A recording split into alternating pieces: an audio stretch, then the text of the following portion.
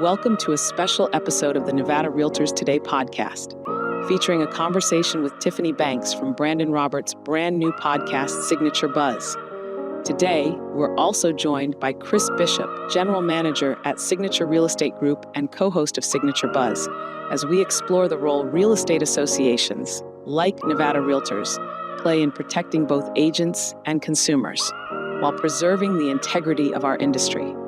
Let's get started. I'm in an industry where I have no income limits. I have no one telling me what I can or can't do. The only thing that can disrupt it is state government or federal government or local government. The impact of one realtor and one transaction that has a negative impact on the consumer, and that consumer is either a legislator or related to a legislator, turns into a bill that's slated against every practitioner in our industry, saying that we're all bad. It comes down to this, as a realtor, why should you care? Can you guys answer that? Because I think that a lot of times, a lot of what we do does feel far removed. Welcome back to Nevada Realtors Today, your place for timely updates on the news and trends that matter to realtors in the Silver State. Now let's join your Nevada Realtors President, Brandon Roberts, and Nevada Realtors CEO, Tiffany Banks, for today's episode of Nevada Realtors Today. I'm Brandon here with Chris, and I'm super excited about today because we got the one and only CEO of the Nevada Realtors, Tiffany Banks. So we've got a series of tough questions to ask you today. We'll have the hot seat. Some things you might be uncomfortable with, but you have to answer everything. If I'm uncomfortable, I just defer to Brandon Roberts or defer to Chris Bishop. So it'll be perfect. How do you feel about that? This panel, this is going to be exciting too, because not only are we your fearless leaders here at Signature, I'm also the president of the state association here in Nevada, and we've got the vice chair of legislative here in Nevada. So we're going to former state president. Yeah, it's just a little blip. He's passed. It was on the camera the whole time. Yeah, you might recognize him as the COVID president, right, for the state. Well, it was an interesting time to be president, and I thought I had the weirdest year ever, but I don't think that's true anymore. I think that you guys have the weirdest year ever because you have, for the first time, a president who has served or will have served 23.8 months in office. And so I'm going to actually start with you, Brandon, and I'm going to say, what is it like to do the job again? Because every president I know, Tom included, would love, Tom has done it again, I guess it's past president, but they would love to do it over and over and over if they could. You actually get to do it. So tell us your experience of the first year and what you're going to do different. It's the gift that keeps on giving. He gets to live the dream. Yeah, the dream. No, because I got the dream team, right? Well, I'll tell you. So when I served as the LVR president, it takes you about 8 months to figure it out. And then about the 8-month mark, they start winding you down.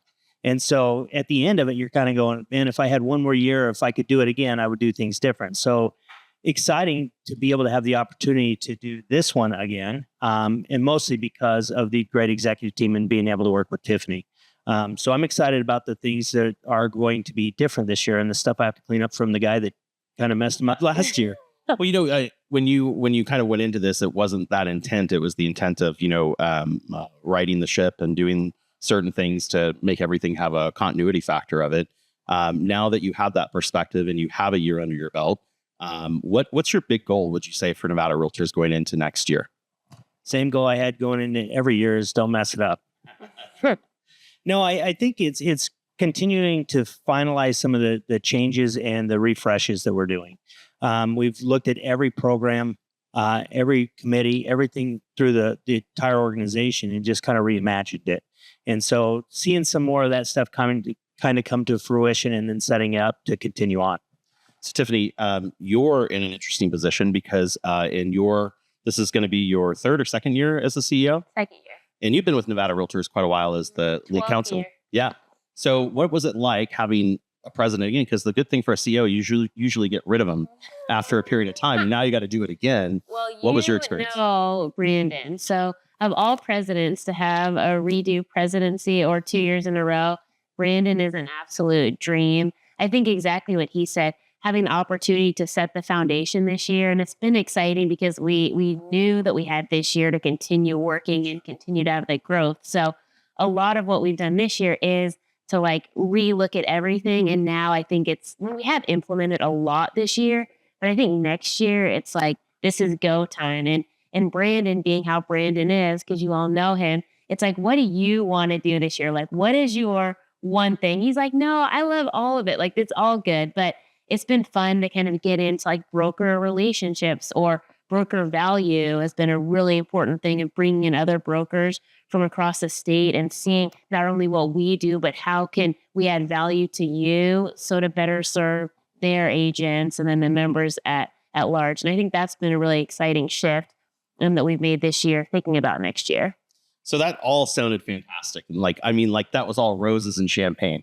So tell me some things that weren't so great about this last year, some issues that you guys dealt with, some things that you had to fix. I mean, like, not the industry, but, at Nevada Realtors, what was the big hurdle to jump over?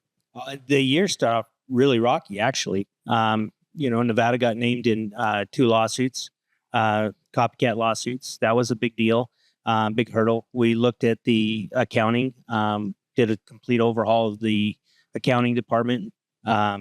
Those were 2 really big hurdles. And a big financial audit we did in February with the moving into the CEO role. The board asked that we do a financial audit. And so it was probably the largest financial audit undertaking that we had done in quite some time.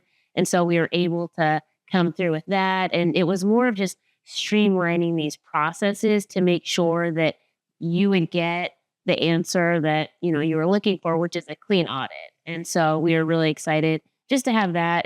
But it takes time, right? It's like manpower to actually work with the auditors, find the backups they need, go back and forth. So more than anything, it's just tedious. But at the end of the day, happy to get through that and have processes that are far more streamlined, so that, at a click of a button, or if you're asked something, you have it immediately. Along with changing softwares, so that everything is more accessible and we can get better numbers and get them quicker. Mm-hmm. Well, and I think one of the things that many don't know is that every year Nevada Realtors does an audit, but it's not as in depth. And I want to go into that for a second, because usually what happens is the auditor goes through a series of samples. They pull out a statement and they pull samples and they check it out and things like that.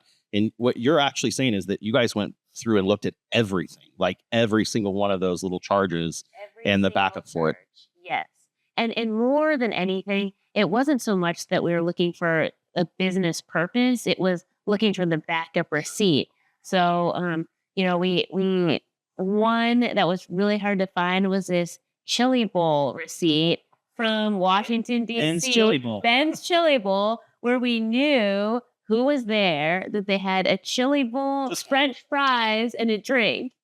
But to find that receipt and to actually track that down. And so, we're able to look at that and know the business purpose existed, because we know that leader was in DC for our meetings. It was just tracking down the backup. And so, but now we have Melissa on staff, who's just done a phenomenal job. And she actually goes through the receipts thoroughly every single week and then every single month. So if there's one missing, and by the way, my missing receipt is Starbucks, and people know my Starbucks order by heart, and they know how much my total is. But finding backup Starbucks receipts, if you don't actually get it at the time, is really hard. What do you think with Starbucks? It would be easier? I don't even want to go down that road, but I go to Starbucks every day and my order's the same. And every time it comes up a different total by 2 or 3 cents, and it drives me crazy.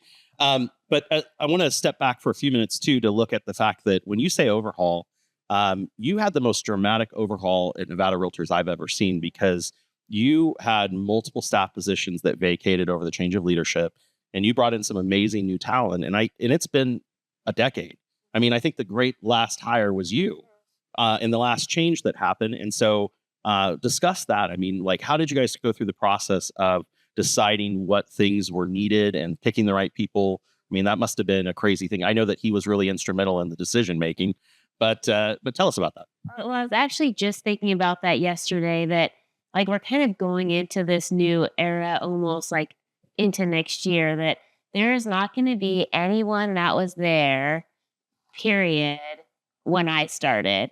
And that was even moving into this year. But even some of the vendors and some of those people, we've actually looked at everyone from PR to, all of our programs, which it's been a challenge. And I think that having this leadership team have the courage, and I'm going to use that word, to actually take these hard looks at, at the relationships that we have that exist and say, is this serving us? Is this serving the members? Are we getting what we're paying for? Is this the best way to be fiscally responsible in what we're utilizing our money for?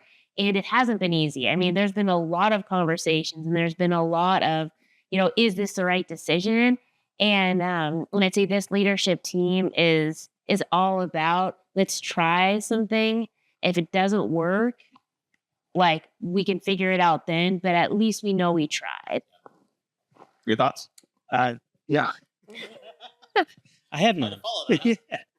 Okay, well, I'll give you my thoughts from an outside perspective. This is last couple of years I haven't been on the state board and I haven't been as involved, but I've watched what you guys have done. And, it's interesting to me that when I think of change and progression and things like that, we do become very stagnant. We've always done it this way, so let's do it again that way. And I will say, I feel that you guys have really pulled open the veil of everything. And I think the average member doesn't understand. And, the average realtor's out there practicing, they don't pay attention to these things, but that overhaul will lead to the progression of our industry and the ability for Nevada realtors to defend what we do. And so with the lawsuits and everything you guys piled on top of yourselves, I mean, try to think of more to do in 25 than you did in 24, right? What are the big plans for 25 now that you've overhauled a lot of the association? I want to stop you for a minute, because I think it's really important to note that although we're doing this massive overhaul, we also want to keep the good institutional knowledge and the people that are in this organization and on our leadership for the right reasons. And so we have the people that have been around for many, many, many years and have been through, recessions and have been through tough times with the organization. And we want that knowledge. And in fact, we want to expand how that group of people is used while looking towards the future and kind of letting go of everything else. So I just want to point that out, because I think that we're not trying to start everything new. We want to make sure that we keep the things that work and let go of the rest. Exactly. And it's a good point, because just because you've done things a certain way all the time isn't a reason to continue to do that. But just because you're making changes doesn't mean you have to change everything either. And so I think it's important to get the perspective of people that have been through it, that have made decisions, that have failed at different things too, and seen what does and doesn't work. So we get all the information to make the right decision. And it's important to understand that, yes, we have a great executive team, and yes, we make a lot of decisions, but we do it a lot based on information that we gather from others. So now I'm going to ask some tough questions, and I think I'm asking these because from our company perspective, we've had a lot of inquiries, and it's nice that we have a connection point to answer these questions. But I mean, if you're on Facebook, you see some stupid things every day that you're just like, what? Does that make sense? And since we have you both here to ask the questions, I'm going to ask them. So first question, and this is one that's gone on for quite some time, and I know we've tried to articulate it, but what does Nevada Realtors do for me as a realtor? I mean, I know I pay dues to you guys, and I know that you get that money. I mean, what do you do? Hannah? I'll start. So there's a difference between the national, the state, and the local, right? We all do different things, and we all play our part. On the local, they take care of a lot of education and different things like that on the local level for the local agents. On the state level, we focus a lot on your state advocacy and legislative, and that's why you're like vice chair of legislative. We're about to go into a legislative session that we're going to have a lot of input on bills and things that are written that affect not only the owners and property owners, but also our industry and the state as a whole. So I think that's one of the biggest things that we do on the state level is advocacy. And just to break that down for a second, advocacy, when it's done by the state, is to protect what? I mean, what are you advocating for? Are you advocating so that I get more commission? Are you advocating so that, I have a license and they put more education on me? I mean, what topics do you usually hone in on? We look out for things that affect the pay of agents, yes, but our main focus is property rights and creating the ability for people to own property in Nevada and to protect those rights, looking at property tax and rent control and different things that is going to affect the cost and affordability and people wanting to live in Nevada. So basically that right of quiet enjoyment of keeping people out of my property and telling me what I can and can't do with it. And why does it matter to you as like a realtor? It matters to you because those are your clients. Those are your lifeblood, right? Like if you have those people that start to move to other states because they don't have the use of their property, then you lose a client or a potential client. And we also look at, everything to do with how you operate your business as an independent contractor. We've talked about it for many, many, many years. If there were to be a shift and realtors, licensees were not to be considered independent contractors, that would be a big shift to this business. You also look at, I like to really boil it down lately to one thing, and it's sales tax on services. That's one thing that we know every year there's going to be legislation for. And every year we fight that until the very, very, very last day. What is sales tax on commission or sales tax on services? Sales tax on services is a sales tax on your commission. So before you earn it, It's an income tax. Yeah. So you could potentially be taxed upon tax, right? And so when you think about it, what you're paying us every month, it's really a Starbucks. When you think about our Starbucks order, it's one Starbucks order, and the amount of advocacy, both for independent contractor, for your commission, exactly to your point of if you have to take additional hours or what services are provided for you. Like these are all things that we're constantly working towards, like business licenses. You should read some of the things that come in that actually like really would make your job a lot more complicated. And so if we're able to fight that, and there's no other organization that has the sheer amount of numbers that we have. You look at gaming, you look at mining, they have money. But what we have that works for us is our sheer amount of like bodies that could, to have that amount of bodies, what does that mean? Like, let's break that down. That means that your legislator wants to listen to what your concerns are because they know that there's 20,000 of us plus all the homeowners. There's a lot of people that you're making laws that impact. And so that's beneficial to us in getting officials elected. We work very, very, very hard to make sure that we have a seat at the table with elected officials to listen to our concerns. It's like, if going into your office, if you didn't have a vested interest in their success, then like you don't care, right? And so it's like this similar way to having, an elected official that has a vested interest in your success. So you go in, it's like, what can we do to collaborate to get this done together to pass good laws? We know. Think about your experience, Chris. We're gonna flip it to you. What happens when bad laws are passed? Yeah, I think that there's a lot that we've preemptively defended the industry against that could have made it so that I couldn't sell houses. And it would have made it so people don't want to move to Las Vegas. And it would have made it so it wasn't the greatest city in the world to live in, right? And a lot of that you got no credit for because you were so good at what you did, no one heard about it. And so when I think of Nevada Realtors, I think of you guys at the guardians of the gate.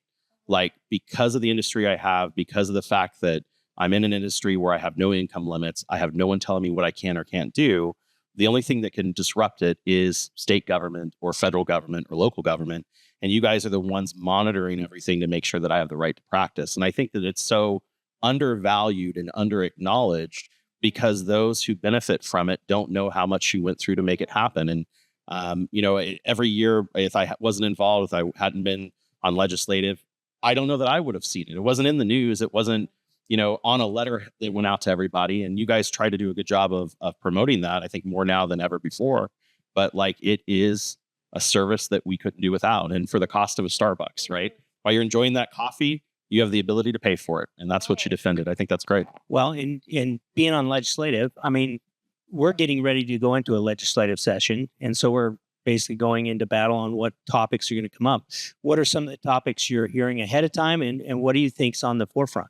No new taxes. Every year taxes are at the forefront, whether it's property taxes, sales taxes, random taxes. Just things that we had the margins tax come up a while back, which doesn't really hurt the average realtor isn't making over $4 million, but most real estate companies are earning $4 million in commissions. And so if you think about that, all of these costs that happen, all of these taxes that they're just let alone to, take care of different issues throughout the state, cause an agent to pull that money out of their pocket before they ever earn it or split it with their broker.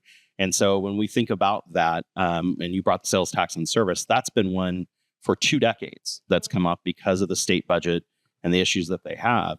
And one time I heard it would be like imagining there'd be a 3% split on every single time your check passes to someone's hands. So from the consumer to the title company, from the title company to the broker, from the broker to you, you just paid that split. And Nevada Realtors stood in front of that several times.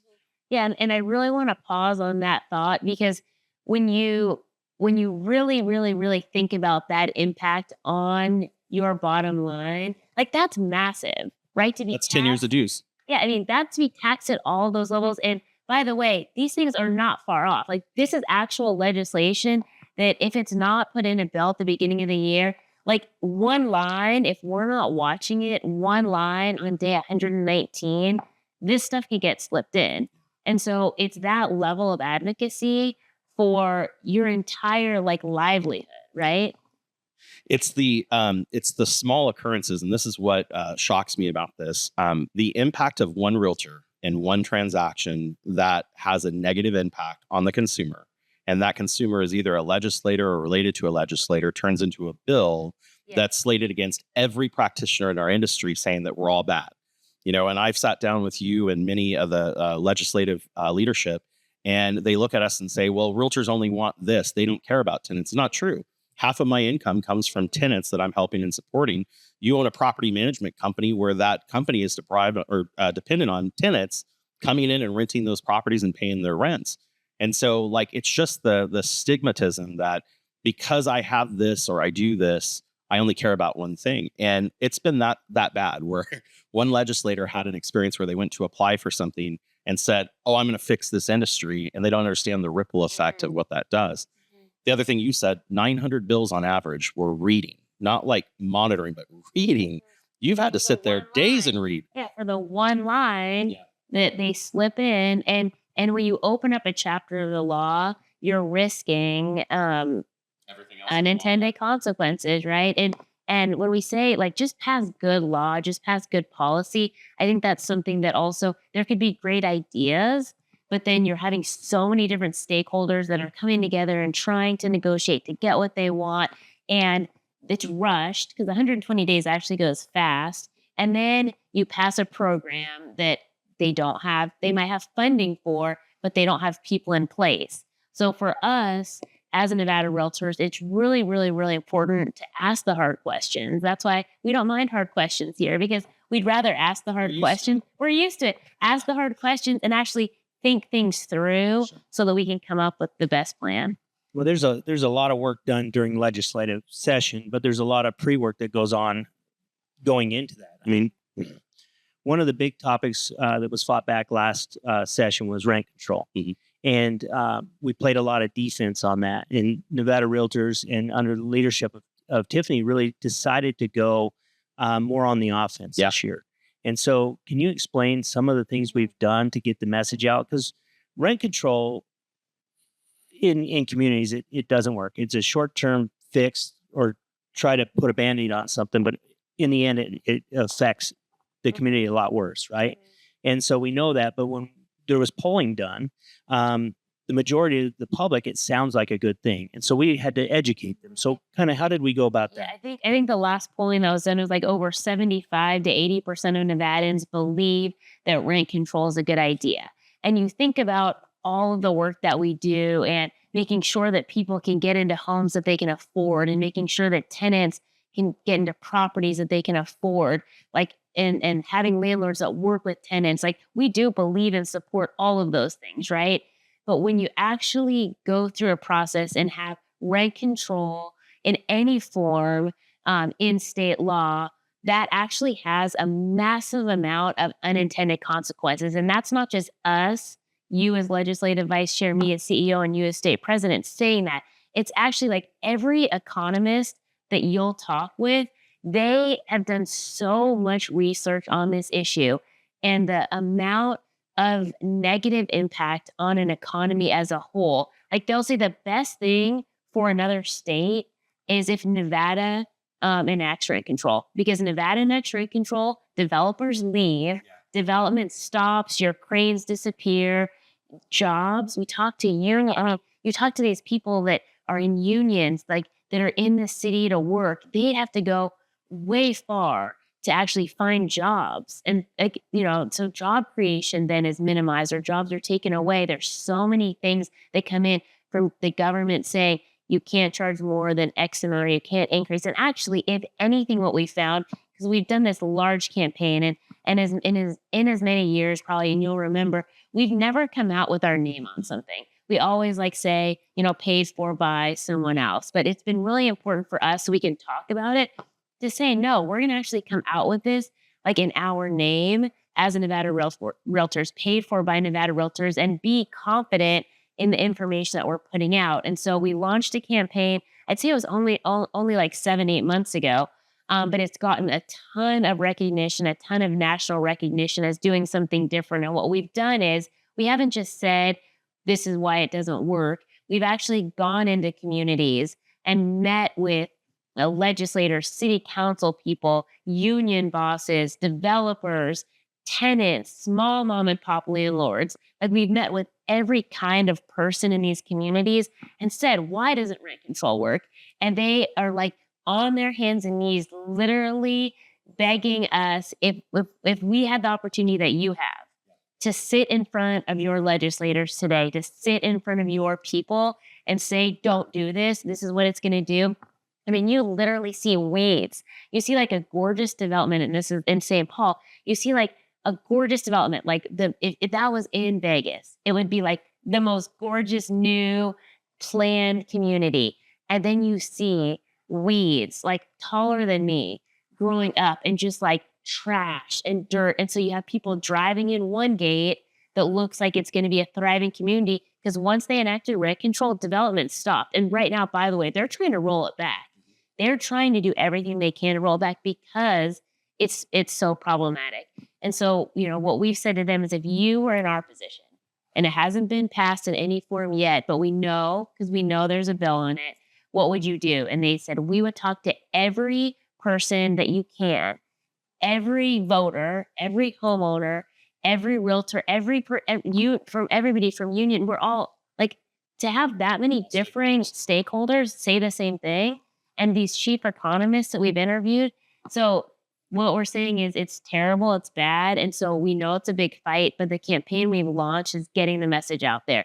We've had, I think 12 million impressions on the videos that we've had in just a few months. And actually 6 million of those 12 have watched our assets, our videos from beginning to end, and watched them again. That's Brandon watching his own videos. Yeah. I'm not in the videos, But to go back to this, you went to St. Paul, Minnesota. You actually found developments where rent control happened. You got the stakeholders that it happened to, and you had them speak on camera. These are people that supported it, like that went after it and said, okay. And now they're saying, oh my God, worst decision we ever made. Don't let it happen to you. These are people like this city council woman that she said, when it first came to me, I'm like, it's a great idea because this is helping my constituents, right? She goes, but then I dug deeper, and it was a massive fight. And she said, and I mean, you see her on camera. She says, the day that it passed, development stopped. My lower income seniors, the very people that rent control is supposed to protect, they actually were harmed overnight. And then you meet these mom and pop landlords, these two sisters. They were awesome. They're like, we don't have nice cars. We don't have anything. They're showing us their 25-year-old cars. They live together in this little house, but they love their tenants so much because they said if it wasn't for us and as their landlord, they would move to Section 8, which was more expensive, by the way, more expensive than a mom and pop landlord, and where it's unsafe, where there's gunfire and people are killed outside those units. So they're like, we're not in it for the money. So you actually hear all these different, like people who really care. And it's actually really mind blowing to hear some of the stories. But so we're actually doing whatever we can to make sure that doesn't happen to our state. So we keep, we want solid healthcare. We want education opportunities. We want to grow, right? I mean, what region doesn't want to grow and thrive? Well, it's a great point that rent control probably will be the number one talked about issue coming up. I think property taxes and the restructure of that will be another big one that we'll be talking about. And what's funny, I think a lot of people don't understand either that the Realtor Party is a party that doesn't look at Republican or Democrat or independent. They look at issues, and they look at it from how it will affect the industry's ability to practice. And rent control is one of those things where we have people on both sides that have said, well, I kind of like the idea, and others have said absolutely not. But everyone, after the videos came out and after the information came out, said, oh my God, I had no idea. That, I think, is the value of what Nevada Realtors brings to everybody, is perspective, right? And I think that it's a perspective that bridges across the aisle to say, let's make sure that we have ability for you to buy a home, and you to buy a home, and me to own a home, and be able to sell it at some type of process. And Chris and Brandon, it comes down to this. Like, as a realtor, like, why should you care? Like, can you guys answer that? Because I think that a lot of times, a lot of what we do does feel far removed, right? It feels like, let them, they're fine, or like, let the realtors that are making X amount of money pay for this. But like, you're paying your $20 a month, your Starbucks, but why should you care? Like, if you... I think it's industry preservation. I mean, we can all look at examples of major thriving industries at one time that are no longer there. I remember my dad driving me back through areas that in the 50s and 60s were thriving, coal communities and steel and iron workers, and all of these factories that are now just dead, like they're gone. And it's an example of, I don't know how it would have been affected or changed, but did they really work to preserve their industry? Or was it just the person who was making the money said, I don't care about the community around it, I just want to make money? And I think our industry is one that has thrived, and we are adding people every year. Even with these crazy things that happen, we still have people that want to get their real estate license and build a lifestyle that they can have with their own thriving business. And that's because you're preserving the industry. I haven't seen a travel agent in quite some time, but I know they're still out there. But do you think they've defended their industry? I don't. Well, that's a great point. Yeah, it's the agent should care. They should understand a little bit more what's happening. It doesn't mean they have to do a lot. I mean, that's what Nevada Realtors is there for. But lean in a little bit. Try to understand. We have a PAC, Nevada Political Action Committee, that they interview candidates. They go through these processes of who to endorse. And like you said, it's not one party or the other. It's pretty even. And we don't call it like Republicans or Democrats. We call it the Republican Party. We call it the Realtor Party. And we do that for a reason, because we interview people that have the belief in property rights and moving forward in that and that's who we support. And so every year we put out a voter, or every year that there's an election, we put out a voter guide. And I can't tell you the amount of hate emails that came back from that, because they didn't agree with the candidate that was, or the party that was being put up there. But we watch this, and we look at their track record and their working relationship with them, because the most important thing for us is to be at the table to have the discussion. Because when decisions are made and you don't have a voice at the table, that's not good. And so you should care, and you should understand that the value of the membership dues that you pay, which isn't that much money, right? What it really benefits and how it benefits you, and how we're looking at it, so that you don't have to do a lot. You just have to know that we're there watching, and there are people there that do care and that are doing the right thing for our industry and for the consumer out there. Well, let's turn a little bit, because I get to ask the next question. Before you leave, because it's going to probably be contentious, I want to talk about one other thing. So You don't know. what I love about working with the realtors, and this is again going on my 13th year now, is the sense of community. And so when I think about why you should care, why we should care as a collective, right? Like, that's what being a realtor is. It's not only are you helping your client find community, right? Like, find their safe space, but you have the opportunity to have this community, to have this camaraderie, to have like these opportunities to like build and grow together. And so that's exactly like the environment that we foster at Nevada Realtors, and like what we want to continue to see you thrive. So it leads into a great point that, there was this old adage that Rome could never be destroyed by an invading force, only by itself. Mm-hmm. And unfortunately, over the last year, we've seen a lot of infighting within the industry, within the different levels that are there. And I think Nevada Realtors has held its own and held the structure of community that you just put out there. But I want to ask a couple of the questions of things that we've seen that, people want to know the answer to. So is Nevada Realtors bankrupt? No. But this is something that was on pretty prominent posting saying that, they're out of money. They're going to be folding up. Can you share a little bit about the infrastructure and the support and why they're not bankrupt? Well, first we operate on a budget, right? And so all that the spending is approved by the board ahead of time. And so we operate within a budget so that we don't go bankrupt. We had the foresight of knowing that there was issues going on legally, and we even budgeted money to be able to handle that. We have reserves. We're a healthy organization. We're not bankrupt, and I think a lot of stuff that comes out is misinformation of people hearing something and running with something, and then social media trying to get the clicks and the likes and the comments and stuff. And it's frustrating to me to see some of this stuff. You won't see me engage in it. Number one, because I don't think you can win an argument on Facebook. I mean, pick up the phone. If you truly had a question and worried about the finances of Nevada Realtors, pick up the phone and call. We're here. We'll answer anything. We'll go everything through that process. But to argue this stuff out on Facebook I think it's really counterproductive for the realtor brand. I mean, we're doing a lot to try to change our image with the consumer, right? And then we're battling ourselves, putting out negative stuff about us, thinking that, Facebook is just about agents, like it's our own agent message board. And what you don't realize, or maybe you do, and people don't think about it or care, is the consumer seeing that. And that we're doing more damage to ourselves than anyone could.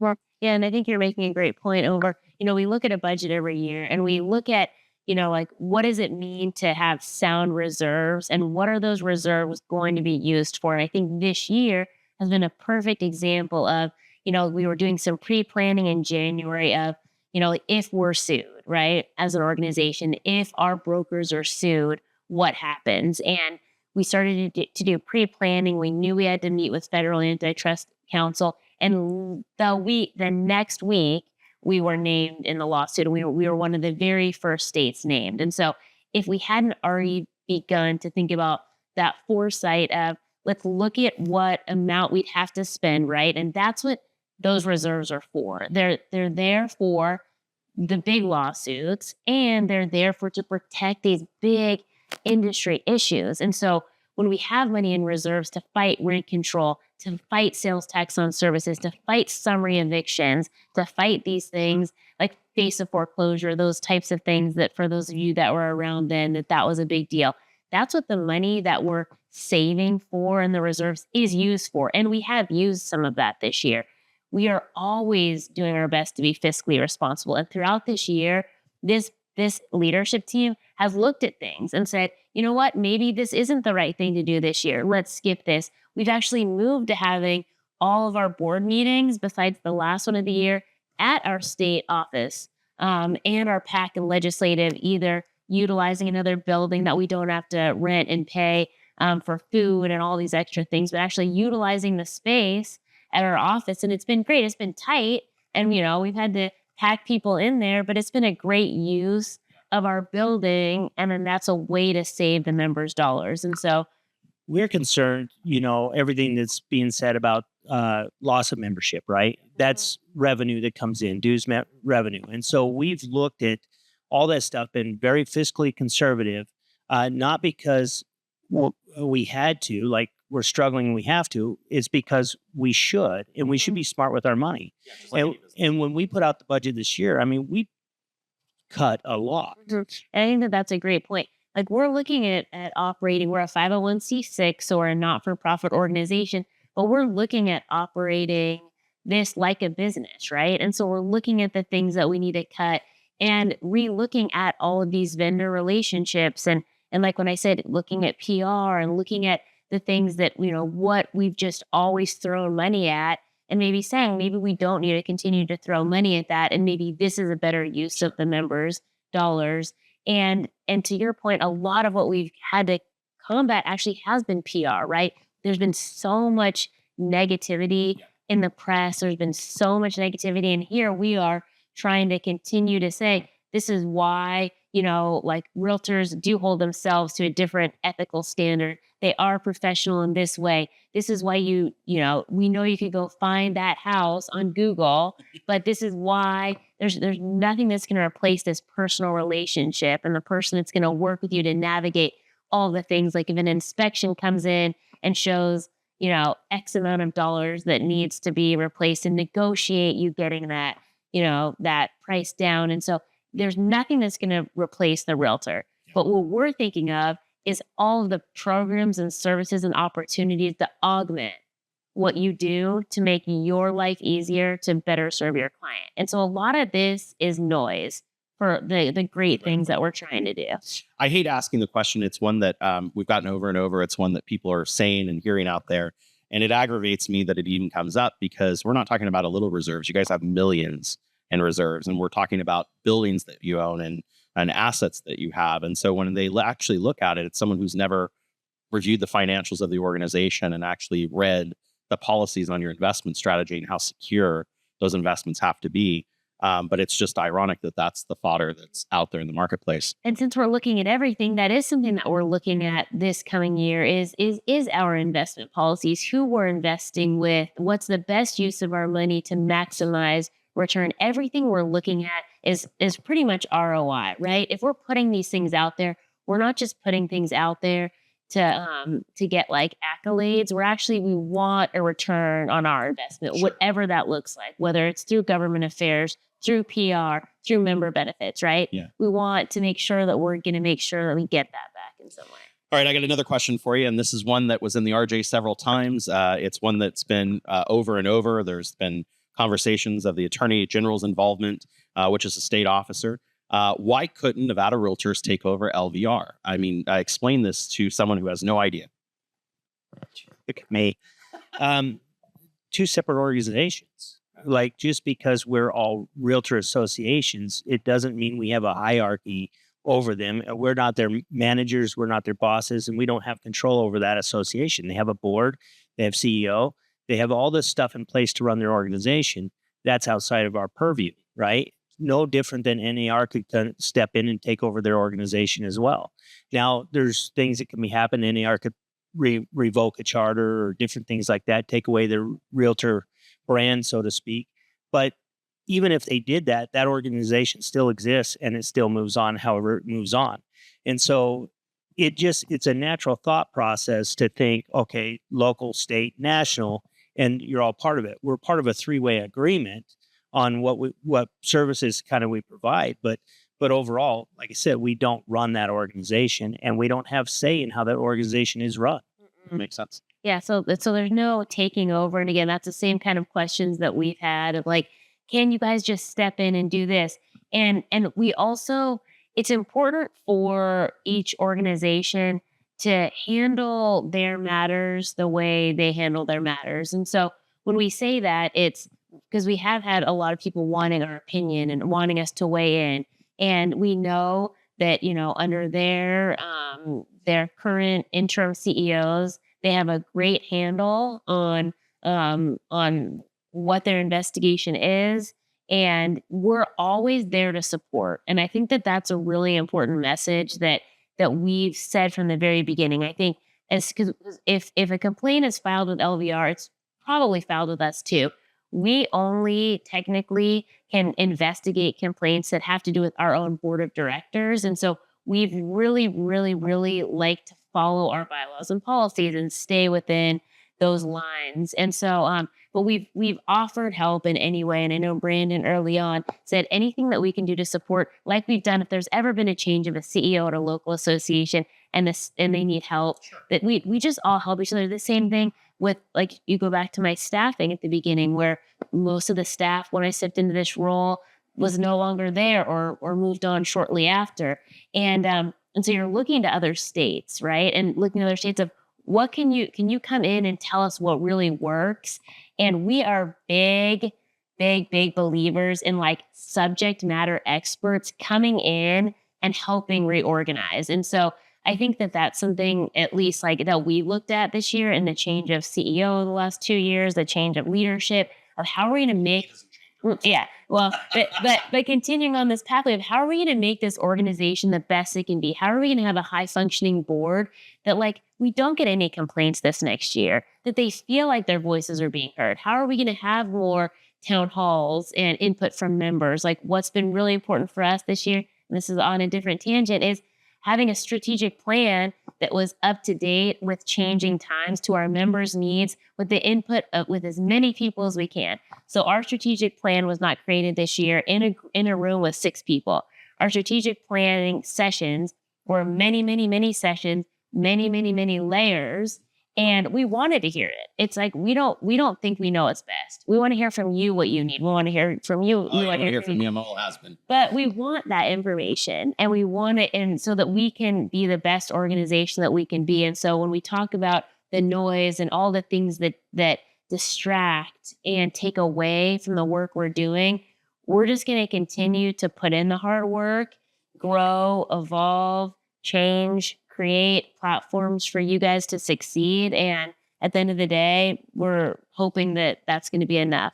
So like my grandmother used to say, when I can't control it, I mind my own business, right? So that's, you guys, the point is you don't control LVR, you're separate. And it would make no sense for someone to take over someone else's organization when they have no right to. I completely get that. I'll say this, though. I'm confident they've got some of the right people there to right that ship. Yeah. And so, I mean, some of it takes some patience from the members. Some of it says, stay off of social media. Don't fuel the fire. Don't create some stuff. Have the conversations with the leadership there, and be part of the change or the positive rather than the negative. Be the change you want to see in others. Is that what you're telling me? Your grandma tell you that too. She said a lot. Okay, so let's change directions a little bit. Let's get some of your favorite parts. Question for both of you. What's your favorite service or committee or group at Nevada Realtors that you're just like, this is what I'm here for? I love the Leadership Academy. Oh, really? Yeah, you guys know my passion. Okay, you still haven't gone through it. I've never gone through the Leadership Academy. I think he'd be denied. Yeah, I think you should go through it this next year. Do you think it'll help me be a better leader at Nevada Realtors? Absolutely. It's going to make you be a better man all the way around.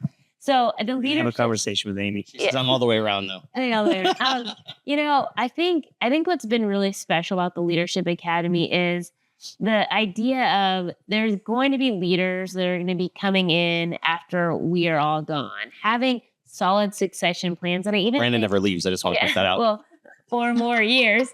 And I think that, having solid leaders that, and I don't want to use the word buy-in, but can subscribe to a certain energy behind what we're doing, and to see this bond of the class each year. And by the way, the class has evolved since. So I took that program over 8 years ago, and the speakers that are there now are far different than when you went through. That's why it'd be fun if you actually could go sit through some of the sessions.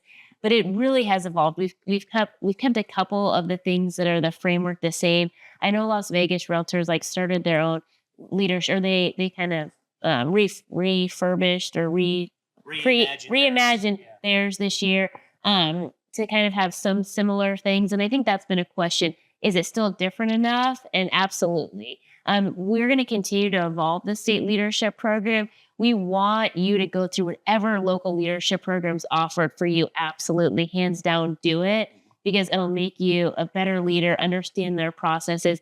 The state looks more into personal and professional development, more than like what do committees do.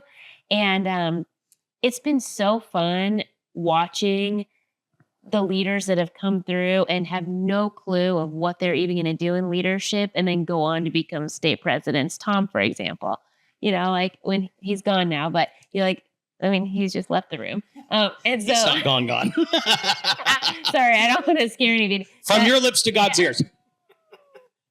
So, but he's a perfect example of he didn't know what he wanted to do necessarily when he went through the program. And so you have so many of these incredible leaders, and the bond that they form. It's such a fun group. It's there's so much of this that we can take seriously. I got to say this though, because this is something we've had a bone of contention about. I actually have viewed the people that have gone through it and seen transformation, and I've seen them get what they were looking for, and I have seen them move up through the leadership. And my initial argument against the leadership group was like, why spend that much money on so few people? What would that really do? And I mean, it's a big financial commitment that the state makes. But I got to say, after 10 or 12 years of me watching its transition, many of those leaders have come up through the organization, some good, some bad. And but you sit around the room and you ask the group to stand up, and there's only a few of us sitting down. I think that's great. I think the investment was well worth the return, but I think it comes back to the people that supported it. I noticed their involvement made the difference. Your involvement made the difference. Your support of it made the difference. And I think that's what I saw was so good about it. But yeah, I don't hate the leadership program completely. And the more you don't know it, with like, you're a perfect person that needs to go through it, because I think that could you just repeat that on the perfect what? You're just cut it after you're a perfect person. All right. So obviously we found out what you like the best. I love that, because I think it's, I think so much of what we do, you take very seriously. I think seeing like a spark light up in people's eyes that and we're not telling them what to be passionate about. They're telling us what they're passionate about. And to see that, I just love that. I think it's special. It's all roses. Yeah. For me, I went through the leadership in 2013. And best class ever. yeah, it will always be. That's back when they used to take you out on a horse, put you in the desert and at night, and then leave you, and you had to find your way back. No, I'm just kidding. It was never that bad. No yeah. But for me, it was great because it brought the state together. Sure. And what I mean by that is, being in Las Vegas, you kind of get focused on the South. And when I was able to spend time with people in some of these rural communities and stuff like that, great friends, great relationships that were built, and being able to see that we're an entire state instead of just a local. So that was really good for me. But some of my favorite things this past year getting in there is you've got committees and stuff, and they run different than your local association, so to speak. But one of my favorite things was the Industry Forward PAC that we put together, which was brokers across the state. And this was really put together as we were going through the lawsuits and the fear of before the settlement and stuff like that, and what the brokers needed that we could maybe help with. And so we got a lot of great insight and a lot of great things out of that. And so some of the things that I like the most is those kinds of groups that are put together where you get that wealth of information. So that's your favorite thing? This should be titled, "These are a few of my favorite things," section of the meeting.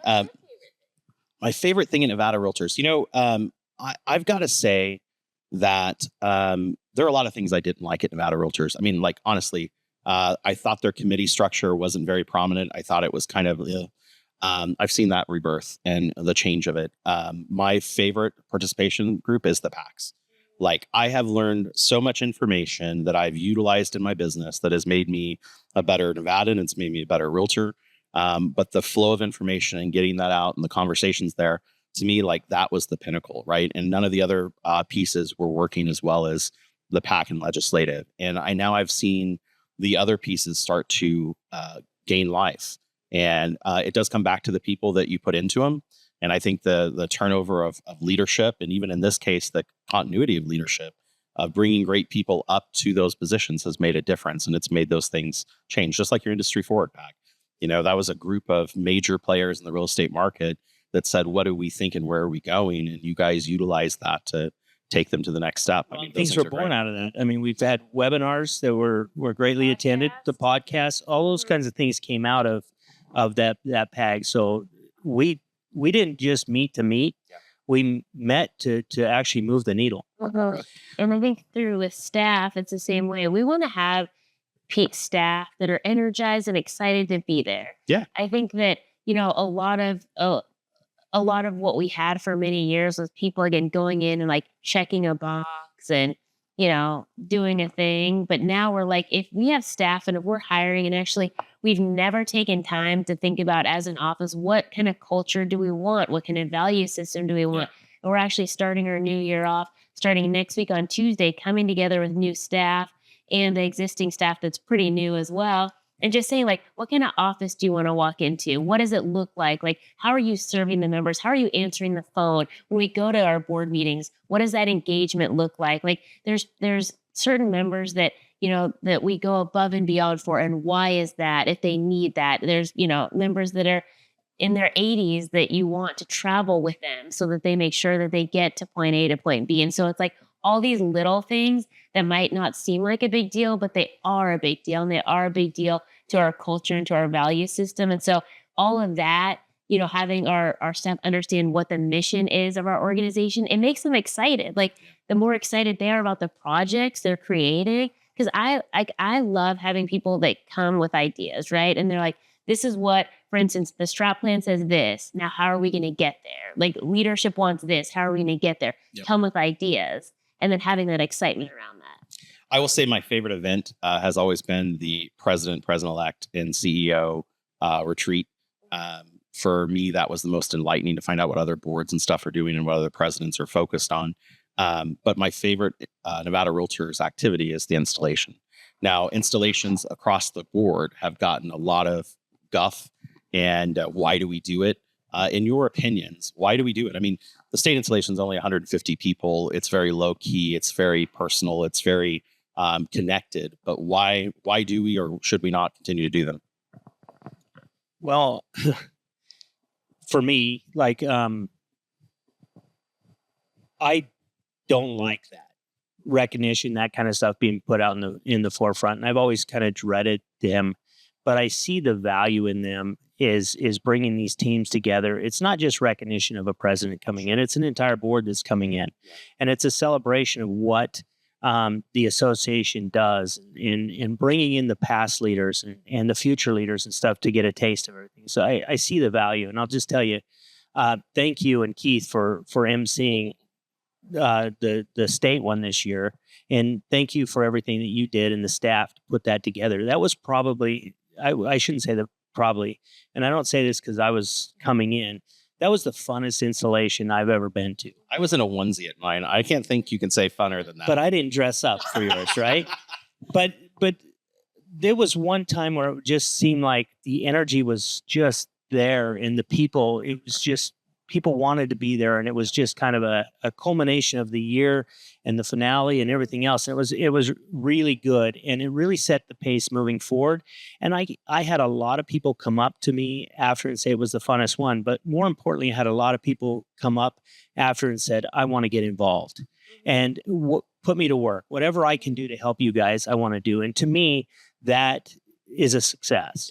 Yeah, that's a great point. When you think about the different board meetings and gatherings that we've utilized our building for to save money, there's nothing like getting, and this is why leadership works so well, getting people in an environment that is a little bit more casual to like bond, right? And that is the goal across the board of like mix things up. Don't just sit with the same people that you know. Don't just be, like come with a friend and leave with that same friend. Actually, like see how you can help each other across the state and how you can come together for, like that, like the kickoff. It was like a culmination, but it's also the kickoff of the new year of like, what are all the things that we're planning? And it is a dinner. Like dinners are going to cost money, right? Like it is what it is. What was really important to Brandon was that there wasn't a bunch of extra things that don't matter. Obviously you and Keith, like we didn't have to pay you guys, and you guys did a great job. They should have had to. Let me put it out there. But like, things like that like, how are we cutting costs to make sure that we're having a great dinner? Again, dinner out anywhere is going to cost money. 20% service fee anywhere is going to cost money.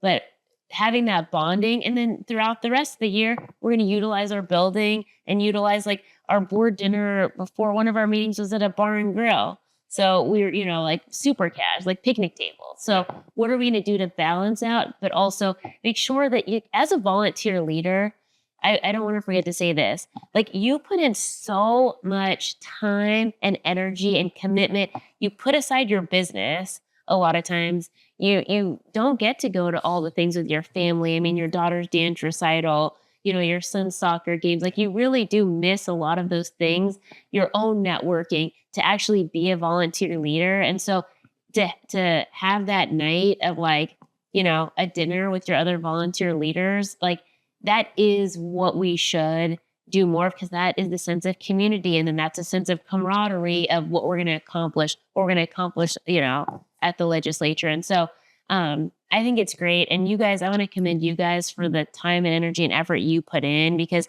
it's a lot and there's not, you get very little thank yous. Thank you. Yeah. Thank you. Thank you. Yeah. I mean, I don't know how you do it. My wife. You're talking to her now. Yeah. I'm looking at you. Sure, he's looking at me. I mean, you, Okay. the CEO, you do all this stuff. I mean, how do you hold it all together, and how do you juggle it all? Well, I have my husband who happens to be here today, and he's busy with, no, I do not know, like the support. If I didn't have the support at home, because this job I want it, everything that I want to do, I want to put my whole heart into this. And I know, because we've had many talks even back when you were president of like what goals. You mean the good old days? The good old days, of like, like what, the balancing of like what my ambitions were, but I think about it like this, like I want to, whatever I'm going to do, I'm going to pour my whole heart into it. And I do want to leave it better than what I found it, like, and I want to be here to support you guys. And so whatever that looks like that's my goal. I do have many sleepless nights that I end up calling you, and you're the voice of Call you back in the morning when I wake up. You're the voice of reason through a lot of things, but I think what Tom's always said taught us so much wisdom is one day at a time, one issue at a time. And I think that we've all really kind of shifted our mindset even this year from the word issue to opportunity. And I know it might sound cliche, but I think actually like thinking about all these, issues that we've had and all these hurdles we've had to overcome and turn them into what opportunity do we have to reimagine this, to rethink this, to do this better, to leave this behind. And you almost sometimes don't have the patience because you want it all done like immediately. You want to snap your fingers and walk in, and you have a beautiful new building, a space that people can come, a feeling of community, a board that operates like this, but we're getting there. And I think we're putting the right people in place to help get us there. An organization can only grow as far as the imagination of the people that lead it. And so I think that's why we've seen such growth and potential because of the two of you.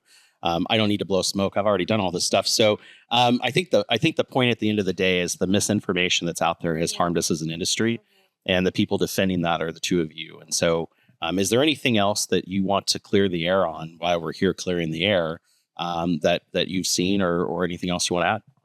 You're a really great guy. Oh, well, thank you. Was there a question? No, I feel like, you look at someone like you, Chris, that, you really have done all of the, really, you've done everything in leadership that you could have done up until leadership. Except for the Leadership Academy, and where we're creating you for that.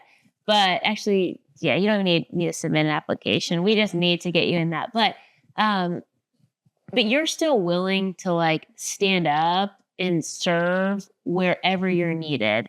And I problem. It's a family thing, hereditary. And I really hope that like anybody that can utilize you and your abilities, like, is you are so smart and you're able, and like, and we talk about this all the time. It's not just like putting a bunch of like-minded people together, because like Brandon will say, oh, Chris and I we think differently a lot, or we'll actually, we look alike, but we don't agree on anything. but it's actually like it's not just having people that all agree in the same room. It's actually having people that are willing to think and explore, and not just are so dead set and not so dead set in like my opinion that like nobody can sway me, that you can actually, come around. And so I really hope that that we continue to see your leadership. And obviously we're lucky to have you as Vice Chair of Legislative, which means Chair of Legislative in the coming years. And those are important positions, right? It's only one meeting a month, they said, so I'm excited about it. I got a good idea. Since you went through all this really young, right? You still got your whole life ahead of you. So we're going to start you off on a plan to go through leadership and then make a run through everything again. Everything. Straight up to NAR president. It's funny because somebody was asking that the other day. They said, would you do it again? And, what I got out of all of this is all of you.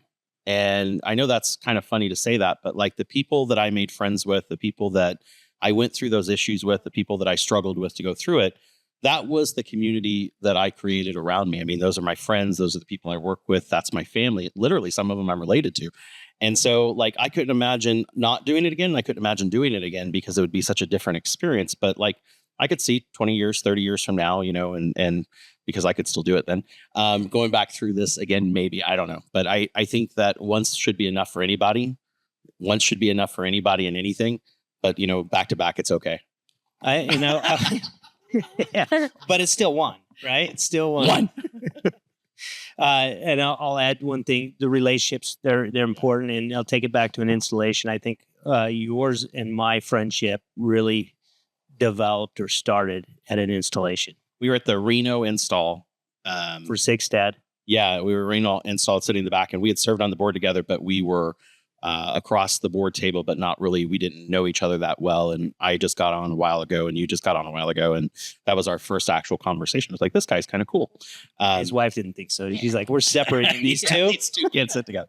Well, thank you again for all that you guys do. Thank you for what Nevada Realtors is doing to protect the industry. And I think to everyone out there, you know, you can't be upset about the results when you're not involved. Mm-hmm. And you said it earlier that if you're not at the table, you're probably on the menu. And that always has resonated with me, that I can't afford to not do this for a living. And I can't afford for the industry to go away. And so that's why the work you do is so important, that people should pay attention to it.